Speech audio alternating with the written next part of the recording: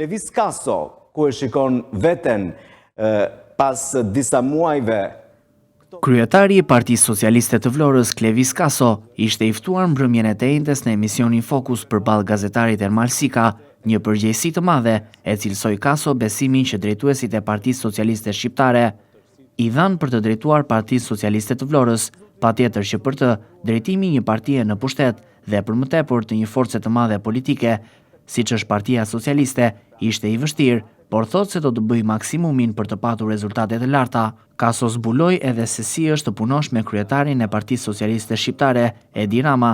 Ai foli dhe për perceptimin e tij për drejtimin e partisë, ashtu si kundër edhe për bashkëpunimin me bashkëkryetaren e Partisë Socialiste të Vlorës, Eriona Ismaili.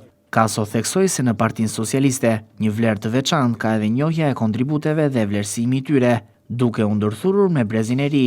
Janë një vlerë e shtuar për ecurinë dhe sukseset edhe në të ardhmen e kësaj force politike. Partia Socialiste e Vlorës u përfshi në një rikonstruktim të strukturave të saj, duke emëruar koordinatorët e rinj, por si është bërë përzgjedhja e drejtuesve të rinj të këtyre strukturave, pra koordinatorët e rinj. Kaso tha se ata të cilët janë emëruar në këtë detyrë janë njerëz që kanë pasur kontribute edhe më parë në Partinë Socialiste dhe se kanë treguar se si punohet në grup në një parti. Po a do të kenë ndryshime dhe në organizata socialiste, a do të ndryshojnë kryetarët e tyre? Kaso tha se është i kënaqur me rezultatin që Partia Socialiste mori në zgjedhjet e 11 majit dhe se ky rezultat është edhe më i mirë se proceset e mëparshme zgjedhore.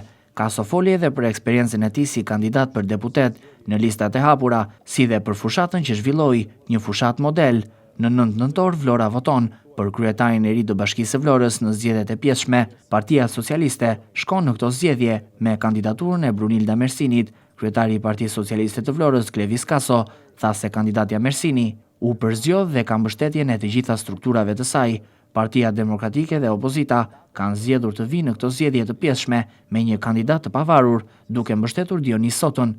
Kryetari i Partisë Socialiste të Vlorës, Klevis Kaso, tha se nuk e shikon as pak rrezik një kandidat të pavarur të mbështetur edhe nga partia opozitare.